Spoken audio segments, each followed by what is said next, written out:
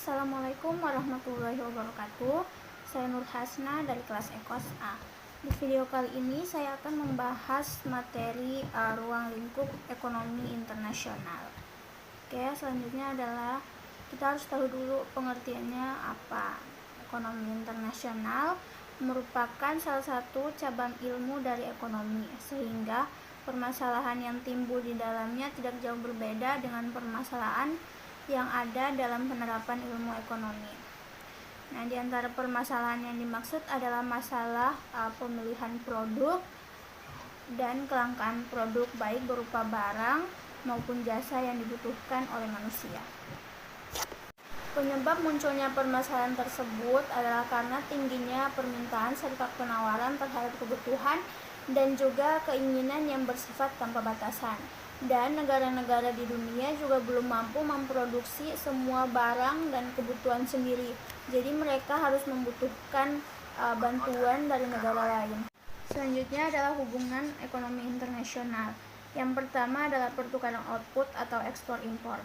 Pertukaran output itu bisa berupa barang dan jasa. Misalnya Indonesia memproduksi emas, kemudian diekspor ke Korea Selatan.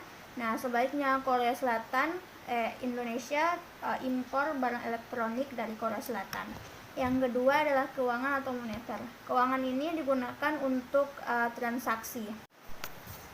Yang ketiga adalah pertukaran faktor produksi. Pertukaran faktor produksi itu di dalamnya ada tenaga kerja, kapital, teknologi, dan kewirausahaan. Tapi secara umum faktor produksi itu terdapat sumber daya alam juga, tapi dalam ekonomi internasional tidak dimasukkan karena tidak mungkin sumber daya alam itu berpindah. Selanjutnya adalah faktor-faktor kenapa sih negara tuh melakukan hubungan internasional. Yang pertama adalah untuk memenuhi kebutuhan barang dan jasa dalam negeri. Jelas ya, untuk memenuhi kebutuhan barang dan jasa dalam negeri.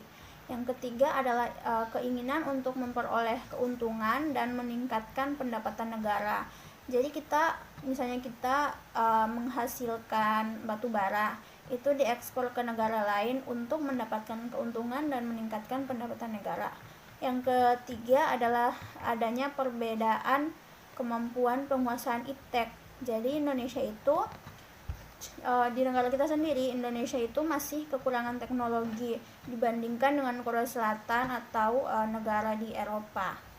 Contohnya misalnya teknologi dalam pertambangan. Kita itu masih kekurangan teknologi dalam pertambangan. Jadi kita hanya mengekspor bahan mentahnya saja.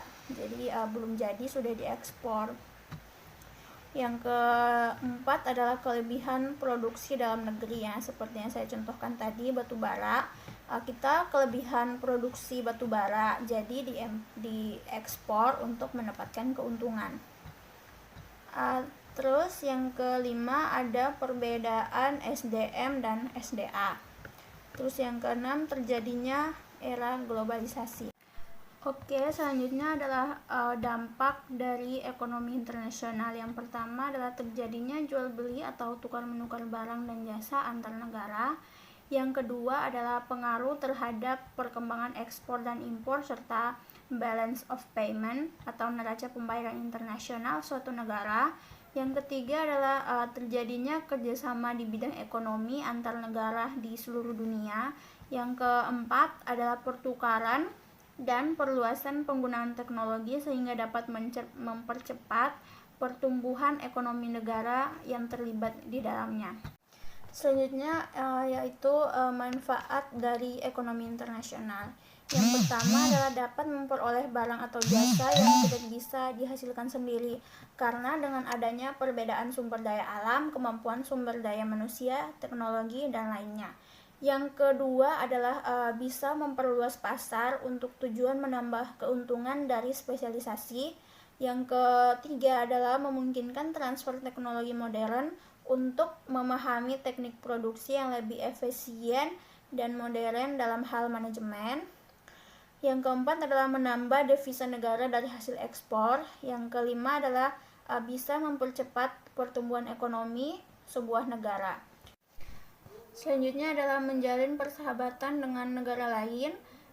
Terus bisa perdagangan internasional, bisa membuka lapangan pekerjaan di sebuah negara, dan yang terakhir adalah meningkatkan penyebaran sumber daya alam dalam sebuah negara. Oke, sampai situ saja yang bisa saya jelaskan. Kurang lebihnya mohon maaf. Assalamualaikum warahmatullahi wabarakatuh.